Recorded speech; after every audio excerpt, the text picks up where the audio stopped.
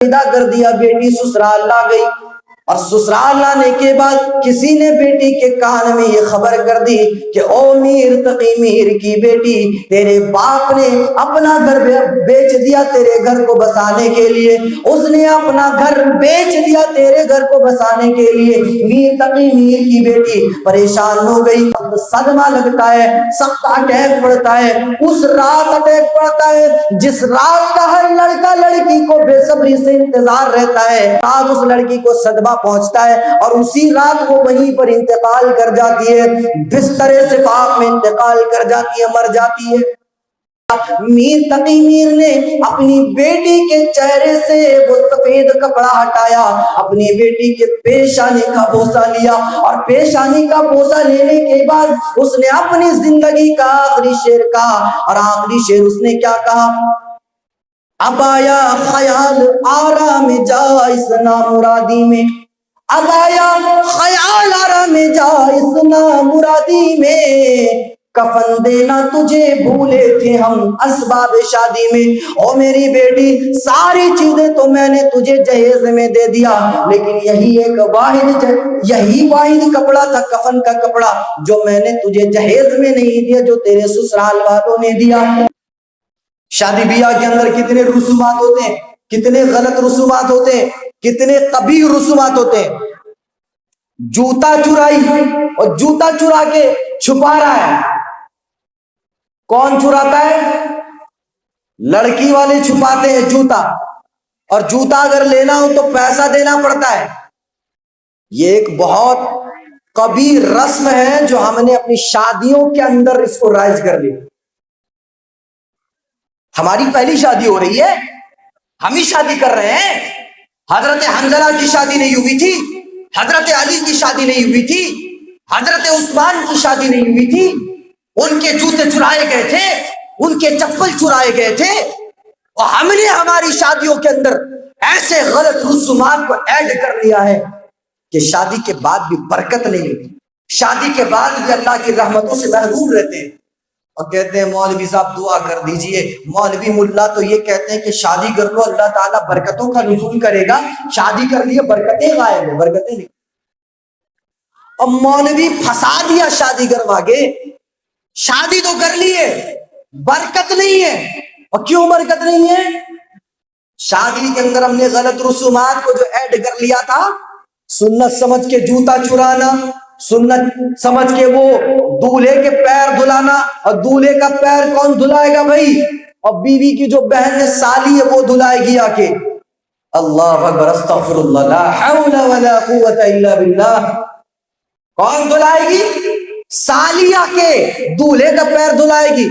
और वो दूल्हे का पैर धुलाते धुलाते वो नोचेगी, काटेगी, चूटी काटेगी, उंगलियों को मरोड़ेगी। और भाई पैसे निकालो, 1000 रुपया निकाला, नहीं आजकल चलने वाला नहीं, 2000 निकालो, 3000 निकालो। और जब तक 5-6 हजार, 8-10 हजार नहीं निकल लेते, तब तक उसकी उंगली को मरोड़ मरोड़ के बेचारे को दर्द पहुंचा देते। ये रसूमात, ये कबीह रसूमात हमने अपनी शादियों के अंदर ऐड किया कि नहीं किया? और कहते हैं शादी के बाद बरकतें नहीं हो रही है। हमारी तनस्सुली और हमारे जलील होने की वजह यह भी है कि रसूल की सुन्नत के मुताबिक हम अपने मामलात, अपने इबादत, अपने आदत और अतवार को नहीं रखते।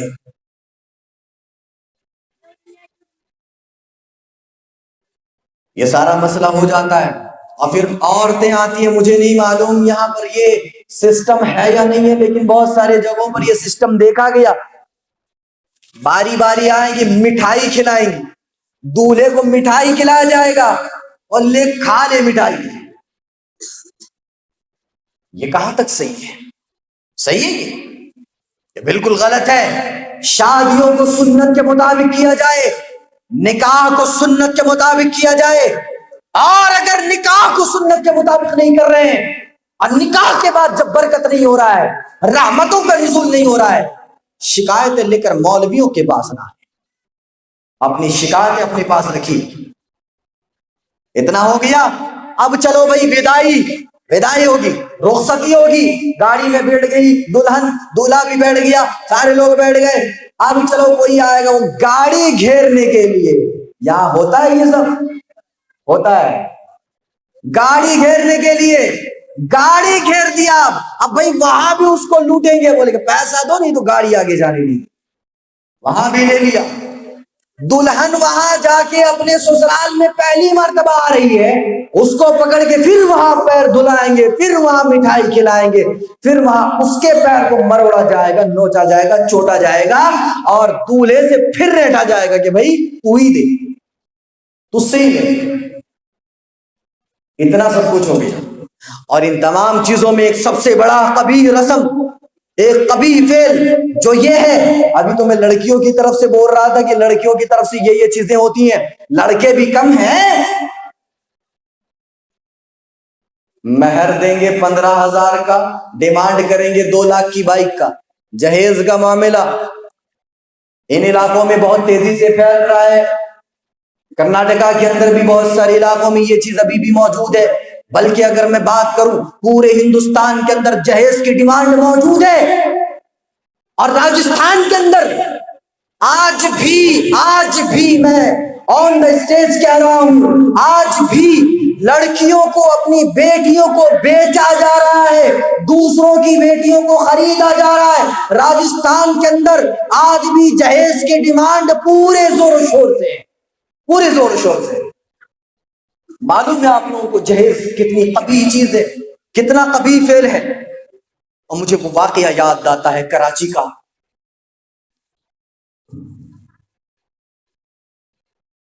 ایک بوڑھا جس کی 2 بیٹیاں تھیں, بیٹے نہیں تھے اس کو, اسی نے یہ واقعہ بیان کیا کہ میری 2 بیٹیاں, پہلی بیٹی ام کلثوم اور دوسری بیٹی عابدہ, یہ دونوں بیٹیاں بڑی خوبصورت, بڑی خوبصورت اور حسین و جمیل, صوم و صلاح کی پابند, نماز کی پابند, یہ تمام چیزیں.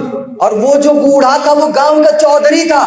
رشتے آتے تھے اور رشتے آنے کے بعد رشتے چلے بھی جاتے تھے.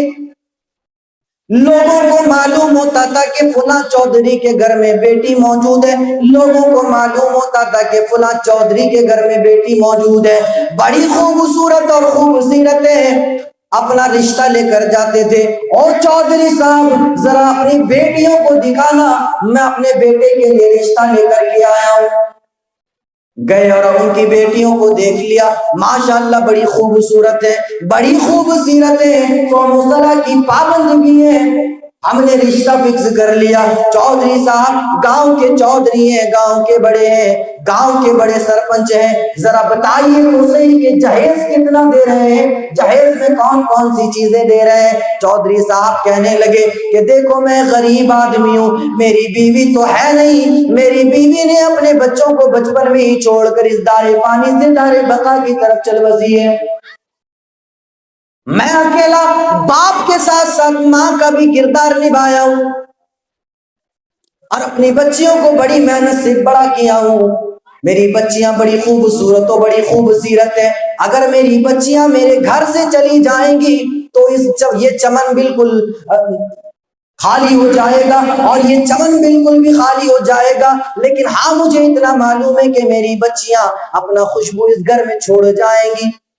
رشتے آتے رشتے چلے جاتے, رشتے آئے چلے گئے, آئے چلے گئے, اسی طرح سے شب و روز کا سلسلہ جاری و ساری رہا. کوئی آگے رشتہ مضبوط نہیں کرتا تھا. معلوم ہوتا تھا چودھری غریب ہے, معمولی چھوٹی سی زمین ہے, اسی پر کھیتی باڑی کر کے اپنی زندگی گزار رہا ہے. بیٹیوں کو جہیز دینے کے لائق نہیں ہے. لوگ نہیں دیکھتے تھے کہ لڑکیاں ماشاءاللہ خوبصورت ہیں, خوبصورت ہیں, چلو اپنی بہو بنا لیا جائے, اپنی بیوی بنا لیا جائے. نہیں نہیں, جہیز کا مطالبہ کر دیا کرتے تھے.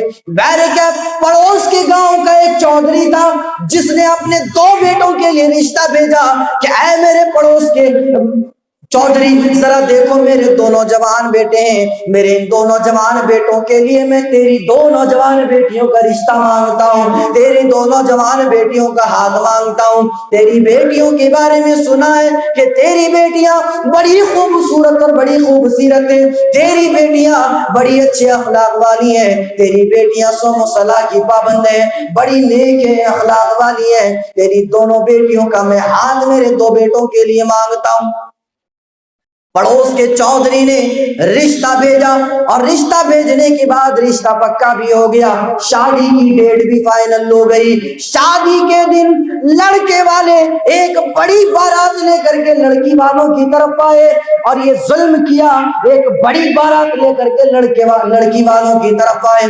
दोनों भाई, दोनों लड़के दूल्हे के रूप में सजे हुए हैं, शेरवानियां पहनी हुई हैं, टोपी पहने हुए हैं और सहरा सजा हुआ है। दोनों लड़के गाड़ी से उतरे और अभी गए निकाह करने के लिए, निकाह खानी भी हो गई। निकाह खानी के बाद ईजाब कबूल भी हो गया। ईजाब कबूल के बाद मस्जिद में छवारे और बतासे बांटने लगे, मस्जिद में मिठाइयां बांटने लगी। निकाह के बाद जो मामूल है कि छवारे बांटे जाते हैं, बांटने लगे। सारे लोगों ने छवारे भी खा लिए। जो बड़ी बारात आई हुई थी वो बड़ी बारात आके इस गरीब आदमी के घर पूरा का पूरा खाना भी खा गई, हालांकि उतना इंतजाम नहीं कर पाया था। और इसने जितना इंतजाम किया था, छोटी सी जमीन थी, आधी जमीन बेच करके उसने इंतजाम किया था, जितना भी इंतजाम कर पाया। बहरे क्या इतना सारा मामला हो जाने के बाद उसने अपनी बेटियों को तैयार करने के बाद बेटियों को विदा करने लगा। विदा करने के लिए वो माँ मौजूद नहीं है जो माँ ये सीने से लग कर कह सके क्या मेरी बेटी, जहां जा रही हो वही तुम्हारा असल घर है, जहां जा रही हो वहां सास ससुर के साथ माँ बाप की तरह रहना, वहां ननद के साथ बहन जैसा सलूक करना, अपने शौहर की इताअत और फरमा बरदारी करना। ये बेहतरीन कलिमात कहने के लिए आफिदार उम्मे कुलसूम के पास उनकी माँ मौजूद नहीं है, उनकी माँ मर चुकी है। बहरकैफ दोनों बहनें सलाम खाने में मौजूद है, दोनों बहनें औरतों की महफिल में बैठी हुई है। इधर पड़ोस के गांव का चौधरी आया, ओ लड़की के अब्बू बता जरा तूने दहेज के लिए कितना सामान तैयार किया है, जहेज के लिए तूने कौन कौन सी चीजें तैयार कर रखी हैं।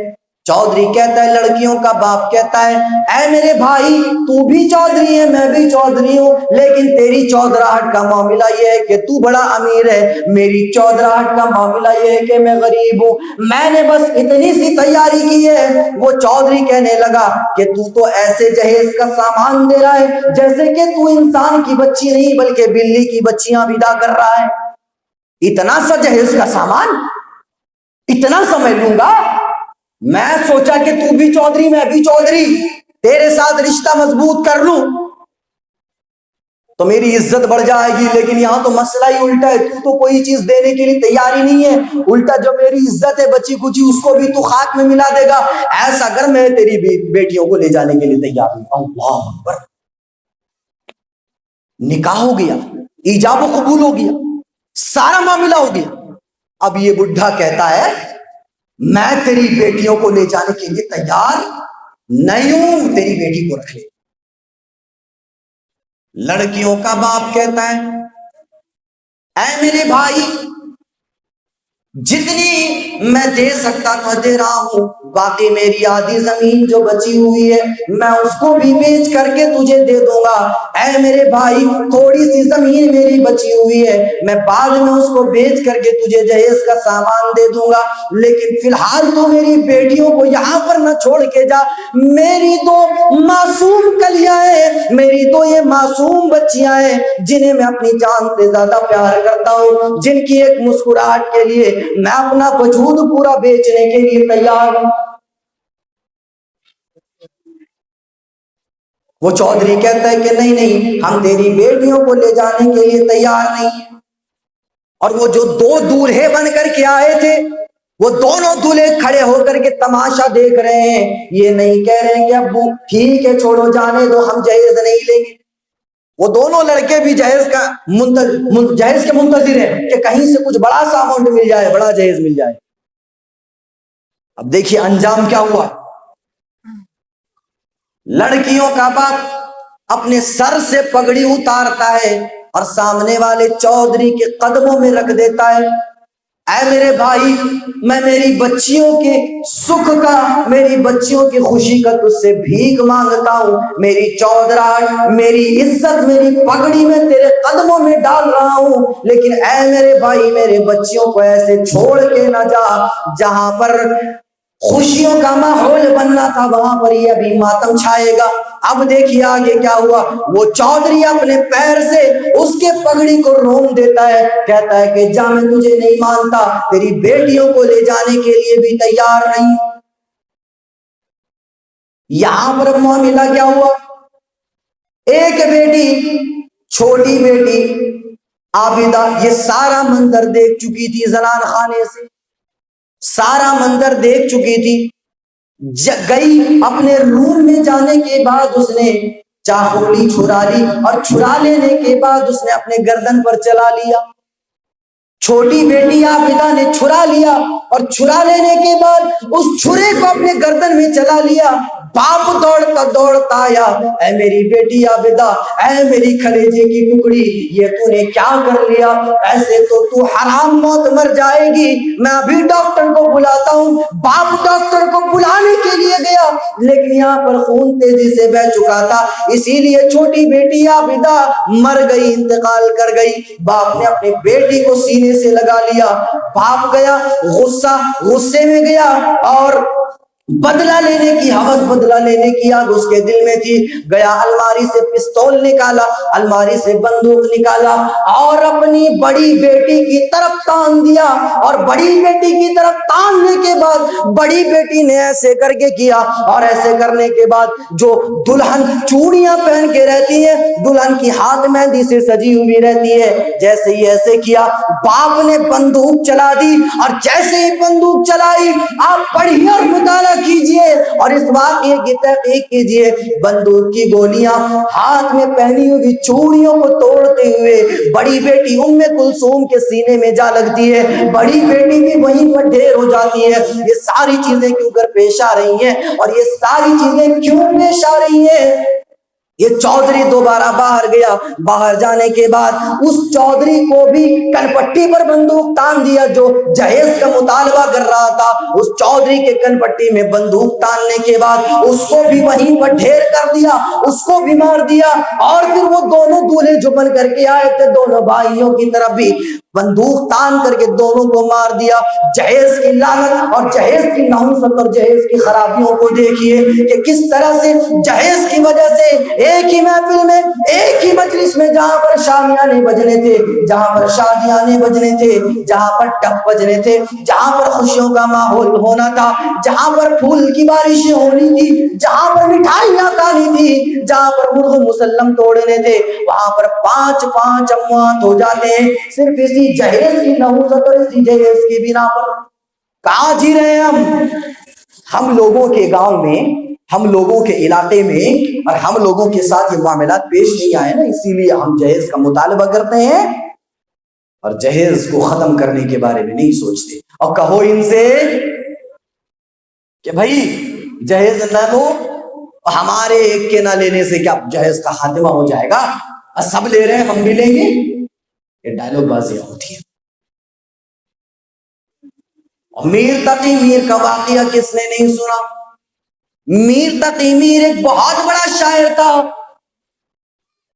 بہت بڑا ادیب تھا، بہت بڑا شاعر تھا۔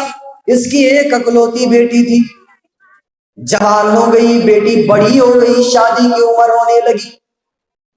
میر تقی میر نے اپنی بیٹی کو شادی کرنے کے بارے میں سوچ وچار کی، خیال کیا، بہرے کیف رشتے آتے گئے، رشتے آتے چلے جاتے، رشتے آتے چلے جاتے، بار بار رشتے آتے، بار بار رشتے چلے جاتے، سمجھ میں نہیں آ رہا تھا کیا کریں۔ معاملہ بالکل صاف تھا، معاملہ بالکل کلیئر تھا۔ کیا معاملہ تھا؟ یہی کہ جہیز کا سامان تیار نہیں ہو رہا ہے، اس لیے میر تقی میر کی بیٹی کا بھی نکاح کہیں نہیں ہو رہا تھا۔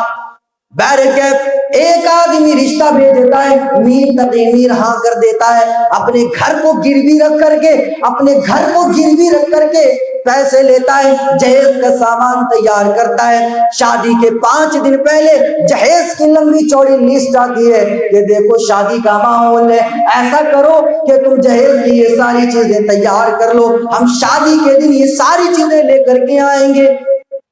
میر تقی میر نے سارے جہیز کے سامان تیار کر لیے، بیٹی کو شادی کے دن سرخ جوڑے میں سرخ سوٹ میں اس نے ودا کر دیا، بیٹی سسرال لا گئی، اور سسرال لانے کے بعد کسی نے بیٹی کے کان میں یہ خبر کر دی کہ او میر تقی میر کی بیٹی، تیرے باپ نے اپنا گھر بیچ دیا تیرے گھر کو بسانے کے لیے، اس نے اپنا گھر بیچ دیا تیرے گھر کو بسانے کے لیے۔ میر تقی میر کی بیٹی پریشان ہو گئی، میر تقی میر کی بیٹی ششدر و حیران رہ گئی، اس کو سخت صدمہ لگتا ہے، سخت اٹیک پڑتا ہے، اس رات اٹیک پڑتا ہے جس رات کا ہر لڑکا لڑکی کو بے صبری سے انتظار رہتا ہے، ہر لڑکے کو بھی انتظار رہتا ہے اور ہر لڑکی کو بھی انتظار رہتا ہے۔ اس رات اس لڑکی کو اٹیک پڑتا ہے، اس رات اس لڑکی کو صدمہ پہنچتا ہے اور اسی رات وہ وہیں پر انتقال کر جاتی ہے، بستر صفاق میں انتقال کر جاتی ہے، مر جاتی ہے۔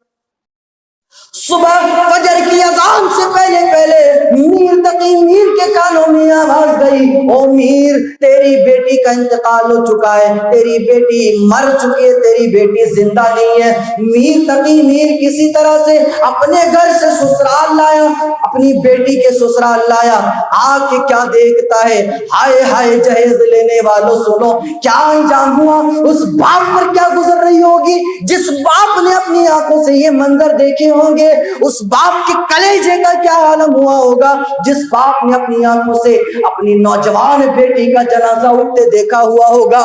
ذرا دیکھیں میر تقی میرا کہ اپنی بیٹی کو دیکھتا ہے، کیا دیکھتا ہے کہ جس سرخ کپڑے میں، جس سرخ سوٹ میں اس کی بیٹی ودا ہوئی تھی، جس سرخ کپڑے میں اس کی بیٹی ودا ہوئی تھی، رخصتی ہوئی تھی، سسرال والوں نے اس کو بھی اتار دیا اور سفید کپڑا، سفید چادر اس کی بیٹی کے اوپر پہنا دیا۔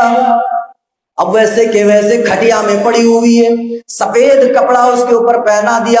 میر تقی میر نے اپنی بیٹی کے چہرے سے وہ سفید کپڑا ہٹایا، اپنی بیٹی کے پیشانی کا بوسہ لیا، اور پیشانی کا بوسہ لینے کے بعد اس نے اپنی زندگی کا آخری شعر کہا، اور آخری شعر اس نے کیا کہا، اب آیا خیال آرام جا اس نامرادی میں، اب آیا خیال آرام جا اس نامرادی میں، کفن دینا تجھے بھولے تھے ہم اسباب شادی میں۔ او میری بیٹی ساری چیزیں تو میں نے تجھے جہیز میں دے دیا، لیکن یہی واحد کپڑا تھا، کفن کا کپڑا، جو میں نے تجھے جہیز میں نہیں دیا، جو تیرے سسرال والوں نے دیا۔ یہ کس چیز کی نحوست ہے اور کس چیز کی خرابی ہے؟ جی تمام باتوں سے کیا معلوم ہوا؟ ان تمام باتوں سے یہ معلوم ہوا کہ ہم اپنی شادیوں میں اس چیز کو ختم کریں، سنت رسول صلی اللہ علیہ وسلم کے مطابق اپنی شادی کو گزارنے کی کوشش کریں۔ آپ دیکھیے نبوت، رسالت اور شریعت کو ہم نے نہیں سمجھا اتنے اچھے طریقے سے جتنا کہ ہمارے ہندو بھائیوں کی کتابوں کے اندر بہت ہی بہترین طریقے سے اس کی وضاحت موجود ہے۔ یہاں پر ہمارے شادی، ہمارے معاملات، ہمارے زندگیاں، ہمارے عادات و اطوار، ہمارے اخلاق رسول کی زندگی سے الگ ہے، رسول کی زندگی سے ہٹ کر ہے۔ ہم نے جانا، ہم نے کبھی سمجھا کہ ہماری زندگی میں یا ہمارے اوپر رسول اللہ صلی اللہ علیہ وسلم کو بھیجا کیوں گیا؟ ہم نے کبھی اس چیز کے اوپر غور و فکر کیا؟ نہیں کیا، جبکہ ہم تمام کو معلوم ہونا چاہیے کہ دنیا بالکل اندھیری میں پڑی ہوئی تھی، دنیا بالکل ضلالت کی طرف جا چکی تھی، دنیا بالکل کفر کی طرف جا چکی تھی، دنیا شرک میں مبتلا تھی۔ اس وقت میں اللہ رب العالمین نے مکہ سے عبداللہ کے گھر کو چنا، اور عبداللہ کے گھر سے ایک ایسا لڑکا پیدا کیا جس کا نام نامی اسم گرامی محمد صلی اللہ علیہ وسلم ہے۔ نبوت سے پہلے مکہ والے اس کو محمد بن عبداللہ کہا کرتے تھے، اس کو صادق و امین کہا کرتے تھے، اور پھر نبوت جب اس کو ملی تو اس کو محمد رسول اللہ صلی اللہ علیہ وسلم کہا جانے لگا۔ مکہ کے اندر پوری دنیا کے اندر کفر کا بول بالا تھا، اور اسی چیز کو ویدوں کے اندر بیان کیا گیا۔ اگیان ہیتو گرت موہ مد اندھکار وناشم ودھای مہی تدودیت وویکا۔ اگیانیوں کے درمیان، جاہلوں کے درمیان، ان پڑھوں کے درمیان محمد نام کا ایک آدمی آئے گا۔ اگیان ہیتو گرت موہ مد، موہ کا معنی ہوا لالچ اور مد کا معنی ہوا شراب، کہ وہ ایسے زمانے میں آئے گا جو لالچ اور شراب کا زمانہ ہوگا۔ یقیناً زمانے جاہلیت کا جو زمانہ تھا اس میں جوا کھیلا جاتا تھا، اور اتنی تیزی کے ساتھ جوا کھیلا جاتا تھا کہ لوگ لالچ میں آ جایا کرتے تھے۔ شراب کا اس طرح سے بول بالا تھا کہ شراب لوگ اتنا زیادہ پیا کرتے تھے کہ جب گھر میں بچہ پیدا ہوتا تھا تو اس کے منہ میں میٹھی چیز دینے کے بجائے شراب کے قطرے ڈالا جاتا تھا، شراب کے قطرے ڈالے جاتے تھے، شراب کے گڈی میں شامل تھی۔ موہ مد اندھکار وناشم، وہ محمد ہوگا، یا موہ کا ایک معنی موہ یعنی لالچ، اور مد کا معنی ہوا شراب۔ موہ یعنی لالچ اور مد یعنی شراب۔ لالچ اور شراب کے زمانے میں وہ محمد آئے گا۔ اندھکار وناشم، وہ محمد ایسا ہوگا جو اندھیرے کو ناش کرے گا، جو ضلالت کو مٹائے گا، جو کفر کا خاتمہ کرے گا۔ اندھکار وناشم ودھای مہی تدودیت وویکا، اگر جنت جانا چاہتے ہو تو محمد کے راستے کو اپنا لو۔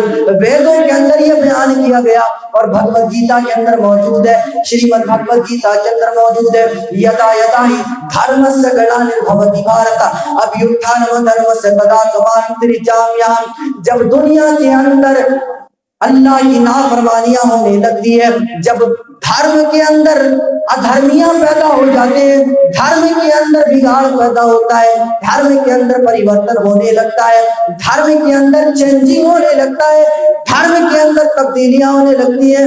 یدا یدائی دھرمस्य گلانربھوتی بھارت ابھیتھانم دھرمस्य تداتمانم سریجامیام۔ اس وقت ایشور انہی میں سے، انسانوں میں سے ایک دودھ کو بھیجتا ہے، ایک رسول کو بھیجتا ہے، ایک رشی کو بھیجتا ہے، ایک منی کو بھیجتا ہے، ایک سندیش کا بھیجتا ہے، ایک رسول بھیجتا ہے، ایک میسنجر بھیجتا ہے، اور وہ انتم دودت آنے کے بعد، وہ رسول وہ منی آنے کے بعد لوگوں کو دھرم کا مطلب سمجھاتا ہے، دھرم کا ارتھ سمجھاتا ہے، مذہب اور ریلیجنز کا میننگ سمجھاتا ہے۔ لوگوں کے درمیان رسول کو بھیجا اس لیے گیا تاکہ وہ ضلالت سے گم جائے، لوگوں کے درمیان رسولوں کو اس لیے بھیجا گیا تاکہ وہ کفر سے پھر جائے، تاکہ وہ شرک سے پھر جائے، ایک اللہ کی عبادت کرنے لگے۔ تمام باتیں موجود ہیں۔ یہ مسلمان آج جو زوال پذیر ہیں، اور مسلمان جو آج تنزلی کا شکار کیوں ہے؟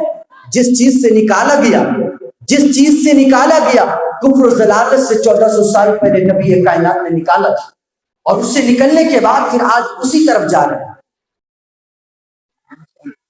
پریشان نہیں ہوں گے؟ ٹھیک ہے۔ تو مسلمانوں کے زب و حالی، مسلمانوں کی پریشانی، مسلمانوں کی تنزلی، اور مسلمانوں کے ان تمام ذلت و رسوائی کے وجوہات اگر ہیں تو یہی ہے کہ توحید کے اندر ہم نے بگاڑ پیدا کیا، اتباع رسول کی ہم نے مخالفت کی، رسول کو ہم نے آخری نمونہ اور ماڈل نہیں مانا، ہم نے اپنے طریقے سے قرآن و حدیث کا مطلب سمجھا، قرآن سے ہم نے دوری اختیار کر لی، شریعت کو ہم نے اپنے طریقے سے سمجھا، اور ہمارے زندگی کے جو معاملات ہوتے ہیں جن کے بارے میں نبی کائنات صلی اللہ علیہ وسلم نے کہا کہ لوگوں دیکھو یہ معاملہ کرنا آسانی کے ساتھ کرنا، یہ معاملہ کرنا شریعت کے مطابق کرنا، یہ معاملہ کرنا اسلام کے مطابق کرنا، یہ معاملہ کرنا قرآن کے مطابق کرنا، یہ طریقہ اپنانا حدیث کے مطابق اپنانا، یہ ساری چیزیں بیان کر دینے کے بعد ہم نے رسول کے اطاعت اتباع کی مخالفت کی، ان کے فرامین کی مخالفت کی۔ یہی وجہ ہے کہ مسلمان آج پریشان ہے۔ اگر چاہتے ہیں کہ وہی بلندی حاصل ہو جائے، اگر چاہتے ہیں کہ وہی حکومت حاصل ہو جائے، اگر چاہتے ہیں کہ وہی حکمرانی حاصل ہو جائے، تو ضرورت اس بات کی ہے کہ ان تمام چیزوں پر نظر ثانی کی جائے، ان تمام چیزوں کے اندر اصلاح پیدا کیا جائے۔ میرے پیارے ساتھیوں، آپ لوگوں کو معلوم ہونا چاہیے کہ جب حضرت عمر کسی قوم پر حملہ بولتے، کسی قوم پر حملہ کرتے، یا جنگ کے میدان میں آمنا سامنا کسی دوسرے قوم والوں سے ہوتا تھا، دوسری قوم والوں کو معلوم ہوتا تھا کہ سامنے سپہ سالار عمر ہے، سامنے سپہ سالار حکمران اور سلطنت کو سنبھالنے والا عمر ہے، وہیں سے مڑ جایا کرتے تھے، وہیں سے بھاگ جایا کرتے تھے۔ عمر کا نام سنتے ہی شیطان لرز جائے، عمر کا نام سنتے ہی فوجیں کانپ جائے، عمر کا نام سنتے ہی کفر کی عالم کفر میں ایک زلزلہ برپا ہو جائے۔ چاہتے ہیں کہ مسلمان کا نام آتے ہی عالم کفر کے اندر زلزلہ برپا ہو جائے، چاہتے ہیں کہ مسلمانوں کا نام آتے ہی عالم کفر کے اندر ایک قیامت برپا ہو جائے۔ ضرورت اس بات کی ہے کہ ان تمام چیزوں کے اندر سدھار پیدا کیا جائے، ان تمام چیزوں کے اندر اصلاح پیدا کیا جائے۔ دعا کریں اللہ تعالیٰ سے، پروردگار عالم کہیں باتوں کو اچھی طرح سمجھنے، ان باتوں پر غور و تدبر کرنے اور عمل کرنے کی خوب خوب توفیق عطا فرما۔ پروردگار عالم ہم تمام کو سیرت طیبہ کے مطابق عمل کرنے کی اور سیرت طیبہ کے مطابق زندگی کو گزارنے کی توفیق عطا فرما، آمین۔